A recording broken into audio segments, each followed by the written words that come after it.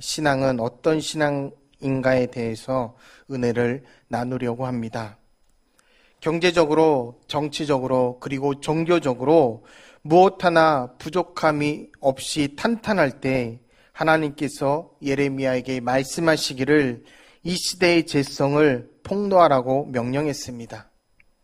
당시 종교적으로 이스라엘 백성들은 하나님을 열심히 섬기고 또한 예배를 잘 드리고 훌륭하게 종교 행사를 하며 가고 있다라고 생각하고 있었습니다. 이러한 때 예레미야가 백성들의 숨은 죄에 대하여 적나라하게 드러낼 때 백성들은 세 가지의 종류로 반응하게 됩니다. 첫째, 백성들이 어떻게 반응하게 하냐면 예레미야의 말을 받아들인 소수의 무리가 있었습니다.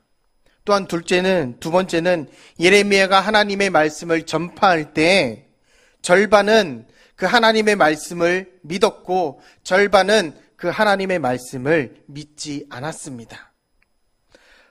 세 번째는 완전히 불신해버린 무리가 있었습니다. 그렇기 때문에 표면적으로 보거나 이면적 또는 현실적으로 보면 누가 과연 거짓 선지자로 보였을까라고 할 때 당연히 예레미야가 거짓 선지자로 낙인을 찍혔던 것으로 보입니다. 그 결과 그는 감옥에도 가고 물 없는 웅덩이에 빠지기도 하고 돌에 맞고 많은 핍박을 받으며 거짓 선지자들의 숫자는 많았고 참 선지자인 예레미야는 홀홀 단신으로 하나님을 증거했던 사람입니다. 하나님을 증거했던 선지자였습니다.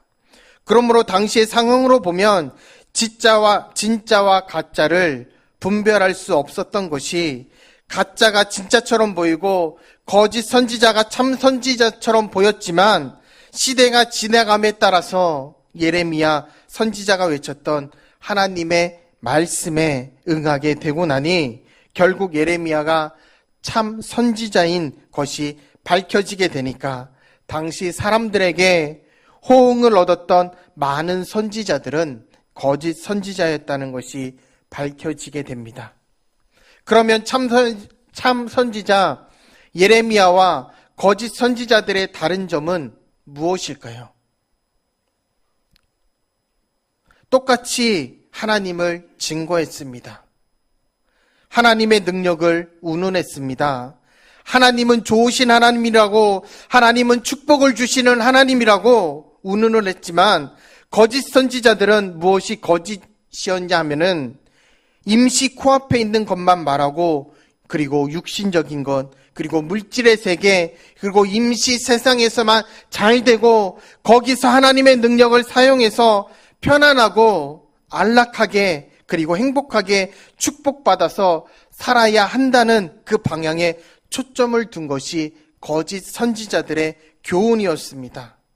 반대로 참 선지자 예레미야의 교훈은 영원한 것을 위한 염려와 교훈이었던 것으로 하나님께서 유다 백성들을 바벨론 포로로 잡혀가게 한 것은 유다 백성들을 미워해서가 아니고 그 유다 백성들을 힘들게 하기 위해서가 아니고 유다 백성들을 골탕 먹이기 위해서가 한 게 아니라 그들에게 하나님의 사랑을 느끼게 하기 위해서 영원한 성공자 천국의 유업을 만드시고자 하기 위해서 역사하셨다는 것을 그 예레미야 선지자는 오늘 본문 말씀에서 외치고 있는 것입니다. 그 외침은 너무나 애절했던 것입니다. 그래서 첫째로 오늘 본문에 들어가서 본문의 내용은 어떻게 되냐면은 2절 말씀에 보면 선지자 예레미야는 유다 왕의 궁중에 있는 시위대들에 갇혔으니 라고 했습니다.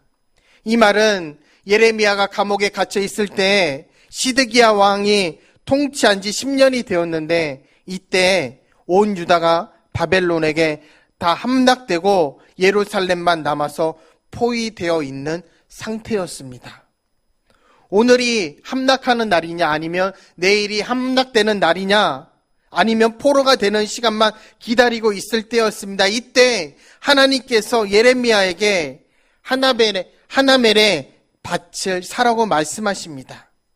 지금 전쟁이 나서 성은 포위되고 오늘 잡히느냐 내일 잡히느냐, 오늘 죽게 되느냐 내일 죽게 되느냐, 적군에 의해 점령당하느냐 적군에 의해 먹히느냐, 이렇게 고민하고 있는 시점에 하나님께서는 예레미야에게 이런 급박한 상황인데도 불구하고 예레미야에게 하나멜의 밭을 사라고 합니다.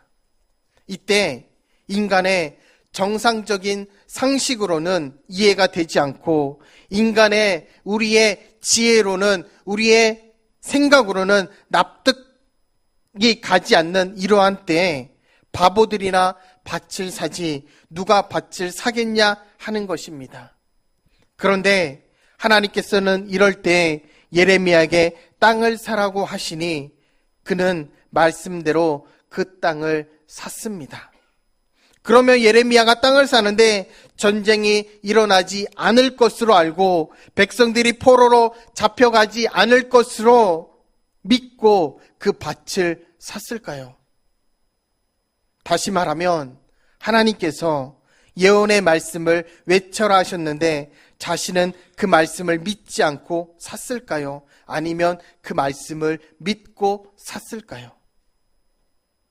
예레미야 입장에서는 하나님께서 밭을 사라 하셨을 때 왜 샀느냐 하면 하나님께서 그 밭을 17세겔을 주고 내가 사서 50세겔에 팔면 33세겔이 남게 될 텐데 빨리 그 밭을 사거라 했으면 누구든지 그 밭을 샀을 것입니다. 그렇지만 지금 상황에서 밭을 사라고 하셨다면 예언대로 곧 전쟁이 일어날 판이고 포로로 잡혀갈 상황인데 그러면 그 땅을 사서 무엇하겠느냐 하는 것입니다. 지금 이런 상황에서 땅을 판 사람이 지혜롭다고 생각하십니까? 아니면 땅을 산 사람이 지혜로운 사람이라고 생각하십니까? 땅을 판 사람이 지혜롭지 않겠습니까? 이런 상황에서 땅을 사라고 하시니 어느 천지에 누가 그 말을 믿겠느냐는 것입니다. 그러니까 예레미야가 땅을 사게 되면 결과적으로 17세겔이라는 돈을 잃어버리게 될 수도 있습니다.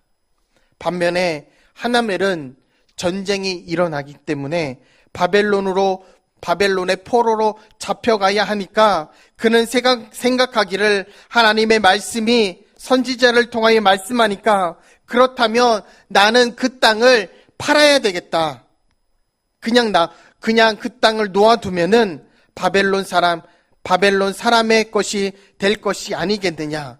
그래서 하나멜은 지혜롭게 산다고 하면서 그 땅을 예레미야에게 팔겠다는 마음을 갖습니다.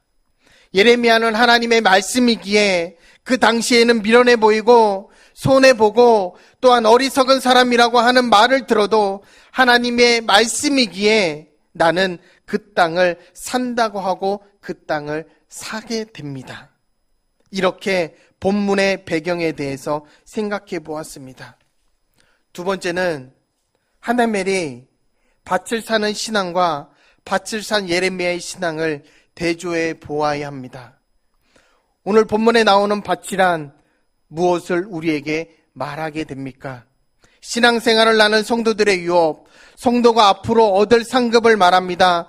또한 면류관, 보화, 그리고 믿음, 유업, 신앙정신, 사명, 이런 등등의 것을 포함한 진리 자체를 가리켜서 밭으로 상징하고 있습니다.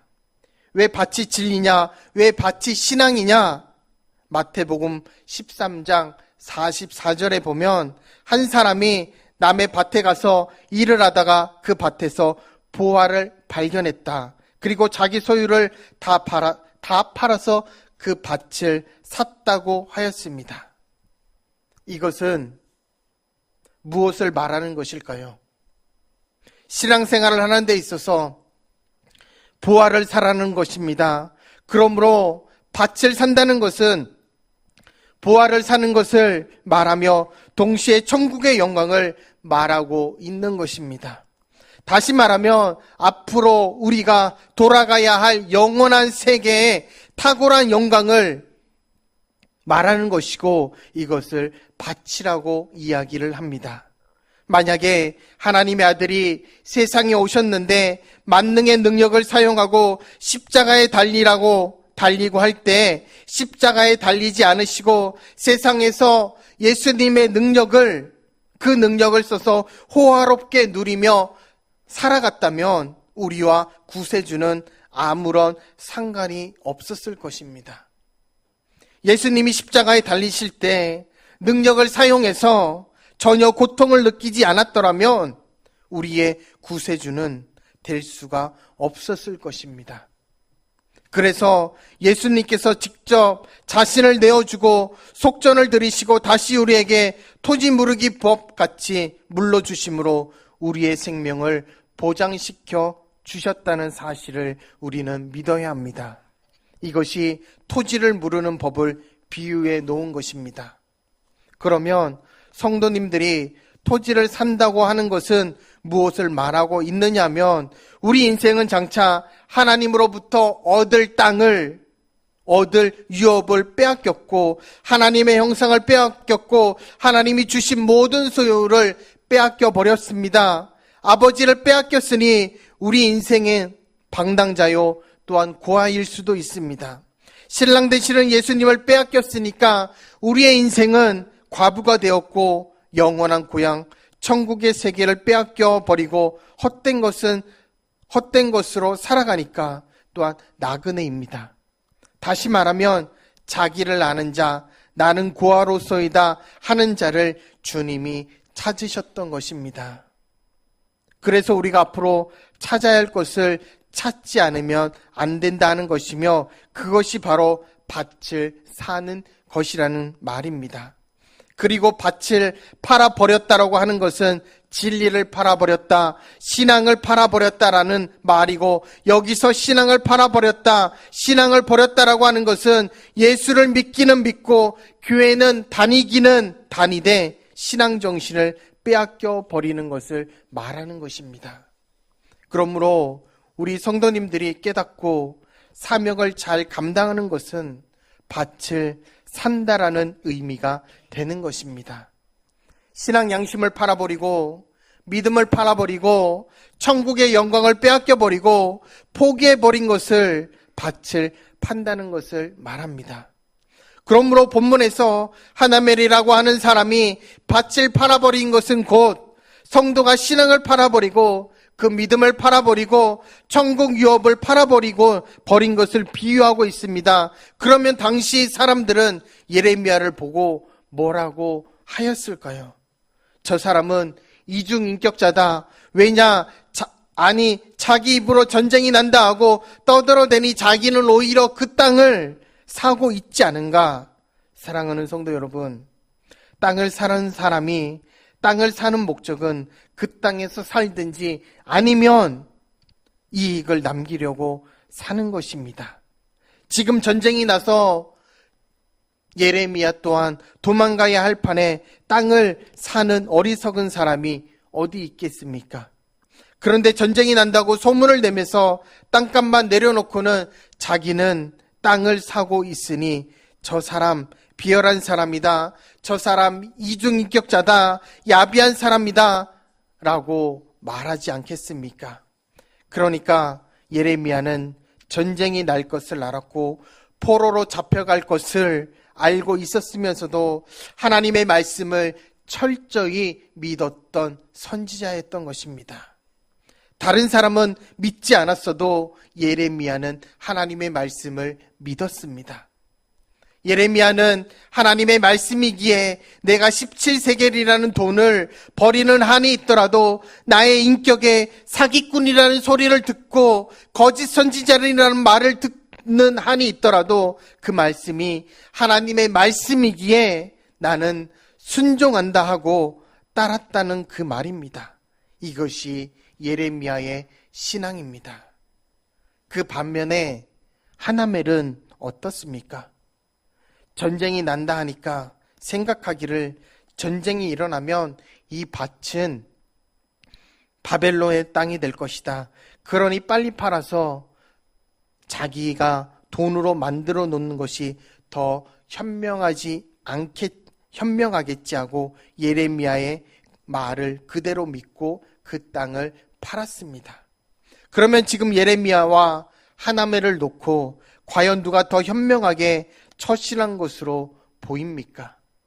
물론 표면으로 보면 당연히 하나멜의 신앙이 더 좋게 보이고 하나멜의 신앙이 훨씬 더 좋아 보이고 예레미야의 신앙은 순 사기꾼같이 보여지는 것은 당연한 것입니다. 그러나 이면적으로 들어가 보면 하나멜은 지금 조상 때부터 물려 내려온 밭을 팔았습니다. 왜 그 밭을 팔았습니까? 도망가려고 팔았습니다. 왜 도망가느냐 하면 하나님의 선지자 예레미야의 말에 의하면 예루살렘이 곧 멸망한다. 그러니 빨리 밭을 팔고 도망가야겠다. 이것입니다. 그러면 예레미야의 신앙과 하나멜의 신앙을 비교해 보면 예레미야는 당시 환경이 밭을 살 수 없는 상황에서 하나님의 말씀인 줄 알고 그리고 하나님의 말씀인 줄 알았기에 손에 날 것 뻔히 알면서도 그 밭을 샀습니다. 다시 말하면 예레미야는 현재 코앞에 있는 문제를 가지고서 억지로 밭을 산 것이 아니라 포로로 잡혀갔다가 다시 돌아오면 밭을 사야 될 것을 생각하고 영적으로 비유하면 천국의 유업을 생각하고 그 밭을 샀던 것입니다. 누가 보아도 저 사람 정신 나갔구나 할지라도 하나님의 말씀이기에 예레미야는 그 밭을 샀고 땅을 사는 데 있어서 그 어떤 자신의 이권이나 사욕이 전혀 개입되지 않았습니다. 그러나 하나멜의 신앙은 어떻습니까? 객관적으로 우리가 살펴보면 하나님의 말씀을 전폭적으로 믿고 행동으로 옮긴 믿음 있는 사람처럼 보입니다. 대부분 많은 사람들이 예레미야의 말을 불신하고 있었는데 이 하나멜의 행동을 보니 믿음이 있음이 대단한 것 같지 않습니까? 그러니까 껍데기로 보면 객관적으로 보면 하나멜의 신앙은 말과 행동에 있어서 정확히 일치되는 신앙으로 보여졌다는 말입니다. 그래서 셋째로 하나멜의 신앙은 어떤 인격을 가졌기에 잘못된 신앙이란 말인가입니다. 하나멜의 신앙은 사역적 그리고 이기주의 신앙, 즉 사역적으로 믿는 신앙이라 그 말씀입니다. 그는 불신자도 아닙니다. 다른 이방 종교를 믿는 사람이 아니었습니다. 똑같이 야훼 종교, 똑같은 이스라엘 지파의 사람이고 또 예레미야의 숙부의 아들이 되니 예레미야와는 형제간이었습니다. 그러면 역사적 이기주의 신앙이라고 하는 말은 무슨 뜻입니까? 만약에 밭을 팔지 않고 그대로 두는 것이 앞으로 돈을 많이 벌 수 있다고 한다면 하나멜은 그 밭을 팔았겠습니까? 아니면 그 밭을 팔지 않았겠습니까? 그러나 하나멜은 그 전쟁이 끝나고 난 이후에 그 밭이 가격이 올라간다고 했다면 그 밭을 팔지 않았을지도 모릅니다. 그러나 지금 밭을 파는 것이 지혜로운 것으로 지금 팔아야 돈이 되지 그냥 놔두면 빼앗기게 된다고 생각되어집니다. 그러므로 이기주의 신앙이라고 하는 신앙은 이리저리 재어보고 계산해 보아서 밭을 그냥 두면 바벨론 사람들에게 빼앗겨 버릴 테니까 하나님의 것을 이방인에게 빼앗기기보다는 차라리 친족에게 팔아버리는 것이 오히려 더 낫지 않겠느냐라고 생각합니다. 이렇게 사욕이 자신의 왕이 되고 이기주의가 주격이 되어져서 밭을 팔아버린 동기가 되었다는 것입니다. 믿음으로 팔았느냐? 아닙니다. 인간의 얄팍한 계산으로 팔았다는 사실입니다. 실제는 그 마음속 깊이, 아주 깊이 숨어 있는 자기의 사욕이 왕이 되었고 이기주의가 축격이 되어서 행동에 옮긴 사람입니다. 이것이 신앙생활하는 데 있어서 아주 무서운 것입니다. 오늘날 살아가는 우리 성도님들도 자기의 사욕과 그리고 이기주의의 신앙을 깨끗하게 버리시기를 주님의 이름으로 축복합니다. 만일 여기서 하나멜과 예레미야의 입장을 바꿔놓고 한번 생각한다고 하면, 먼저 하나멜에게, 하나멜아, 너는 예루살렘이 함락될 줄 믿느냐? 예, 믿습니다. 그러면 너는 지금 가서 밭을 사거라 했을 때 과연 하나님이 예, 그 밭을 사겠습니다 라고 하면서 밭을 샀을까요? 아니, 무엇 때문에 밭을 삽니까? 도망가라고 하면서 포로로 잡혀갈 텐데 무엇 때문에 그 밭을 사야 됩니까? 왜 그 밭을 내가 사야 됩니까? 하고 거역하지는 않았을까요? 여러분, 하나님의 말씀을 순종하기는 하는데 자기에게 이해타산을 해봐서 자기에게 이익이 되면 믿고 순종하고 이익이 되지 않으면 불순종하는 것이 이기주의의 신앙이 아니겠습니까? 우리들의 삶 속에서 힘들고 그리고 생활 속에서 짓눌려 있어서 교회에 와서 위로 받고 싶고 어떻게 하면 하나님의 도움을 받아서 사업장과 가정과 병든 육신이 만사형통할까 하면서 위로받고자 교회에 나왔는데 교회까지 와서 십자가를 지고 날마다 고난받으라고 하니 그 말씀을 누가 좋아하겠습니까? 사랑하는 성도 여러분, 우리가 사욕을 떠나지 않으면 신앙생활을 올바르게 잘할 수 없습니다.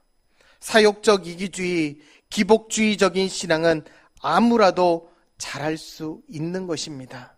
오늘날 이 세상의 것을, 이 세상의 축복을 받으려고 얼마나 충성을 잘합니까? 그런 이방사상의 기복관을 떠나서 순수한 주님의 인격을 닮아서 신앙생활을 바르게 하는 저와 여러분이 되기를 주님의 이름으로 소망합니다.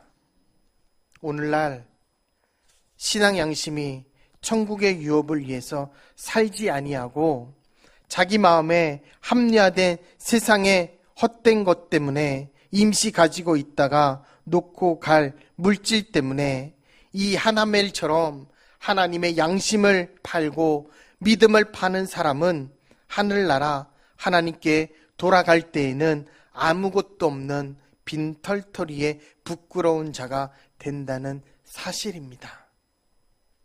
아무리 상황이 어렵고 손해가 나며 사람들에게 무시당하며 핍박받는다 할지라도 물질이 있거든 물질로, 시간이 있으면 시간으로, 그리고 충성과 헌신으로 부지런히 밭을 사시고 믿음이 있거든 부지런히 하나님이 주신 자원을 가지고 나의 영원한 기업을 위해서 보화를 하늘에 쌓는 지혜자들이 되시길 주님의 이름으로 축복합니다.